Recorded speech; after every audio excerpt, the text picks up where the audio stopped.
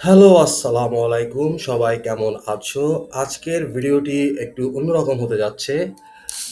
আজকের ভিডিওটি মূলত করা 1112 অর্থাৎ আমার ফার্স্ট ইয়ার, সেকেন্ড ইয়ারের যেসব জুনিয়র ভাই বোনরা আছো তাদের জন্যই মূলত করা। বেশ কিছুদিন আগে আমাকে ২-৩ জন জুনিয়র এসে বলল যে, "ভাইয়া আসলে কিভাবে রাইনো আমরা প্র্যাকটিস করব সেটার কোনো ওয়ে পাচ্ছি না। আপনি যদি একটু আমাদেরকে বলে দিতেন।" তো আ আমার মনে হয় আমি এখন তোমাদের যে ওয়েটা বলবো, এভাবে যদি তোমরা প্র্যাকটিস করতে থাকো, তোমাদের আ প্রজেক্টের জন্যও সুবিধা হবে, আর পাশাপাশি তোমাদের রাইনোটাও প্র্যাকটিস হয়ে যাবে। দেখো তোমরা যখন যেকোনো প্রজেক্ট করো 1-1 অথবা 1-2 তে তখন তোমাদেরকে কি বলা হয়? বলা হয় যে একটা বেজ নাও, যে বেসটার সাইজ হয়তো হতে পারে ১ ফিট বাই ১ ফিট অথবা ২ ফিট বাই ২ ফিট এরকম একটা বেস দেওয়া হয়। এর উপর তোমরা বিভিন্ন ম্যাটেরিয়ালস দিয়ে তোমরা প্রজেক্ট করো। তো যে প্রজেক্টটা তোমরা হাতে কলমে করছো, এটা যদি তোমরা একটু রাইনোর মাধ্যমে তোমরা যদি ভিজুয়ালি আগেই দেখতে পারো, তাহলে বিষয়টা তোমাদের জন্য, তোমাদের ডিজাইনের জন্য আরো বেশি ভালো হবে।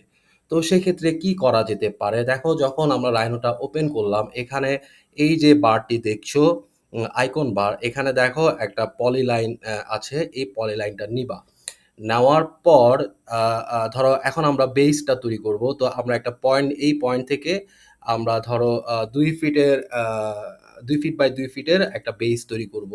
তো এখানে আমি ২ ফিট দিয়ে একটা ২ ফিটের লাইন ক্রিয়েট করলাম। আ একটু খেয়াল করলে দেখছো, আ যেহেতু এই ফাইলটা আমার মিলিমিটারের ফাইল, তো আমি কিন্তু মিলিমিটারের ফাইলে আমি কমান্ডটা দিয়েছি আ আ ফিটের, ২ ফিটের।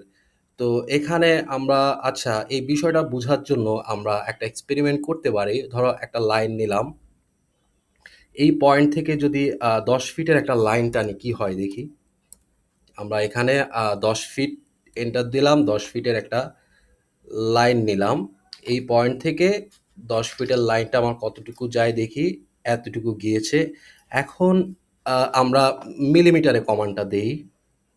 এই পয়েন্ট থেকে আমরা 3000 মিলিমিটারের একটা লাইন ক্রিয়েট করলাম। তাহলে আ দেখতে পাচ্ছ তোমরা, রাইনোতে, যদিও রাইনোতে দেখো আমি যখন ফিট ইঞ্চিতে কমান্ডটা দিয়েছি, ও কিন্তু মিলিমিটার অনুযায়ী সে কিন্তু কমান্ডটা নিয়েছে। কিন্তু দেখা যাচ্ছে এরপরেও একটু কিন্তু বের হয়ে আছে। আমি এখানে প্রতিটা গ্রিড ৩০০ করে রেখেছি। একটু কিন্তু বের হয়ে গিয়েছে। তো দেখা যাচ্ছে তোমরা যারা একদম পারফেক্টলি যদি করতে চাও, তাহলে আমি তোমাদেরকে সাজেস্ট করব, যদি মিলিমিটারে ফাইল থাকে তাহলে তোমরা মিলিমিটারেই আ আ করবে, আর ইঞ্চিতে তোমরা ইঞ্চির কমান্ডটাই দিবে। তো দেখো, তাহলে বুঝতেই পারছো যারা মিলিমিটারে কাজ করো তারা যখন ইঞ্চিতে, যখন এটা একটা সুবিধা বলা যায়, একটু কিন্তু বাড়তেই থাকে। আমার মনে হয় এই ভুল, এত অল্প পরিমাণ ভুল, এটা মনে হয় না টিচাররা ধরতে পারে। যদি ধরেও তাহলেও আমার মনে হয় না কিছু বলবে। কারণ ওনারাও তো একটা সময় স্টুডেন্ট ছিল।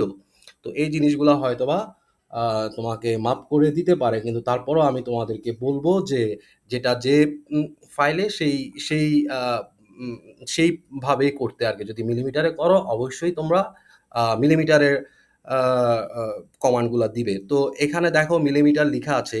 এখানে ইউনিট সেটিংস এ গিয়ে যদি তোমরা ফিট ইঞ্চিতে করো, তাহলে তোমরা এখানে ইউনিট সেটিংস এ গিয়ে জাস্ট এই মিলিমিটারস এর জায়গায় ইঞ্চি দিয়ে রাখো, ফিট দিয়ে রাখো, যে যেটাতে মিটার দিয়ে রাখো, যে যেটাতে কাজ করতে স্বাচ্ছন্দ্য বোধ করো, তোমরা এখানে সেটা চেঞ্জ করে নিবে। আরেকটা বিষয় হলো গ্রিড। তোমরা যদি চাও, যেমন আমি এখন এখানে যেভাবে আমি গ্রিডটা করে রেখেছি, আমি জানি এই ২ টা মিলে হবে ২ ফিট অথবা ৬০০ আমি গ্রিডের মাধ্যমে, আমি গ্রিডের মাধ্যমে খুব সহজেই বলে দিতে পারছি যে কিভাবে তোমার হবে। তো সেই বিষয়টা, তোমরা গ্রিডটাকে কিভাবে সাজাতে পারো, সেক্ষেত্রে তোমাদের যেটা করতে হবে, এই যে গ্রিড স্ন্যাপ আছে, এখানে গিয়ে রাইট ক্লিক করার পর সেটিংস এ যাবা। সেটিংস এ গিয়ে তোমরা দেখো এই যে এখানে যে পপআপটা আসলো, এখানে গ্রিডের এখানে দেখো লিখা আছে গ্রিড লাইন কাউন্ট, এখানে ৩০০। তোমরা যদি ধরো ১০০ করতে চাও, ১৫০ করতে চাও, ইটস আপ টু ইউ। তোমাদের সুবিধার মতো তোমরা এই জিনিসটা তোমরা ঠিক করে নিবে। আমি ৩০০ করে রেখেছি। তো আসো আমরা প্রজেক্টে চলে যাই। আমাদের ২ ফিট বাই ২ ফিটের একটা বেস তৈরি করতে হবে। তো এই পয়েন্ট থেকে আমি জানি এই পয়েন্ট পর্যন্ত ২ ফিট। আবার এই ২ টা গ্রিড ২ ফিট। তারপর এভাবে করে আমি বেসটা তৈরি করে ফেললাম। এখন এটার জন্য কি করতে হবে? আমি এই যে বেসটা তৈরি করলাম, এখন আমরা যাই করব কিনা রাইনোতে আমরা সেটা লেয়ারে রাখবো। তো এখানে আমি একটা লেয়ারটা নেমটা ক্রিয়েট করি। এখানে আমরা বেস প্লেন লিখে রাখি। এটার কালারটা ধরো আমরা রেড করি, অথবা তোমাদের পছন্দের মতো যেকোনো কালার নিয়ে নিতে পারো। তারপর এই যে আমরা কার্ভ লাইনটা তৈরি করলাম, এটা আমরা চেঞ্জ অবজেক্ট লেয়ার, অর্থাৎ এখন এই লেয়ারে কাজ করা হবে আরকি। মানে আমি যাই করব এই লেয়ারেই কাজ করবে। তো এটাকে আমি যদি এক্সট্রুড করি, সলিডে গিয়ে এক্সট্রুড প্ল্যানার কার্ভে গিয়ে স্ট্রেটসে যাই, তারপর দেখো এখানে আমি এটাকে আমি ধরো কত পর্যন্ত নামালে সুবিধা হয়? ধরো ২০ অথবা ১০ যতটুকু ও বলে। আমি এখানে ধরো ২০ পর্যন্তই আ আ বেসটা তৈরি করলাম। দেখো এখানে কিন্তু তুমি রাইটে কিভাবে দেখা যাচ্ছে তোমার, ফ্রন্টে কিভাবে দেখা যাচ্ছে, তুমি একসাথে পার্সপেক্টিভও দেখতে পাচ্ছ, আবার টপ তো আছেই। তো এখন আমরা যেটা তৈরি করব সেটা হলো ধরো তোমাদের লাইন কম্পোজিশন যদি হয়, যারা 1-1 এ আছো তাদের তো শুধু 2D তেই তোমরা কাজ করো। যারা 1-2 তে আছো তারা আবার 3D প্রয়োজন হয়। তো এখন আমি ধরো একটা কার্ভের কম্পোজিশন যদি দেয়, তাহলে আমি বেইসটা পেয়ে গেলাম। এখন আমি এটার উপরে কার্ভ কম্পোজিশন করব। তো সেক্ষেত্রে আমি ধরো এখানে যে ডিফল্টটা আছে এখানে আমি কার্ভ লেয়ারটা নেই। কার্ভ লাইনের লেয়ারটা নিয়ে নিলাম। আর টিক চিহ্ন দিয়ে অ্যাক্টিভ করলাম। এখন আমি এখান থেকে তোমার এখানে দেখো কন্ট্রোল পয়েন্ট কার্ভ। এই কার্ভটা নিলাম। নেওয়ার পর আমি এখানে কার্ভের কম্পোজিশন করি। এখানে দেখো আমি কার্ভটা আ খুব একটা মুভ করতে পারছি না। কারণ অর্থ অন করা আছে। আমি যদি অফ করে দেই, তাহলে আমি স্পন্টেনিয়াসলি এই কার্ভ লাইনটা আমি আঁকতে পারবো। এখানে একটা কার্ভ আঁকলাম। তোমরা যারা 1-1 এ আছো তারা নিশ্চয়ই এগুলা করে এসেছো, বা যারা 1-2 তে আছো তারা জানো কার্ভের কম্পোজিশন তোমরা করেছো। আ আমি জানি এটা খুব একটা ভালো হয়নি। কিন্তু এখন ভালো হওয়ার থেকেও আসলে তোমাদের শিখাটা খুব জরুরি। তো দেখো এখানে আমরা একটা কার্ভের কম্পোজিশন করে ফেললাম। এখন 1-1 এ তো জাস্ট 2D হলেই হয়। আর যারা 1-2 তে আছো তারা দেখো খুব ইজিলি, ধরো আমি যদি পার্সপেক্টিভ এ যাই, আমি খুব ইজিলি ধরো এটা যখন আমি সিলেক্ট করব, সিলেক্ট করার পর এই কার্ভটা সিলেক্ট করার পর দেখো এখানে যে গাম্বলটা, এই দেখো গাম্বলের এখানে আ গাম্বল একটা লিখা আছে। এই জিনিসটা যদি না থাকে তোমরা যখন এখানে ক্লিক করবা, তখন এই যে ৩ টা অ্যারো এই গাম্বলটা শো করবে। তো এখানে গিয়ে দেখো এখানে ডটের এখানে লিখা আছে extrude open curve both sides.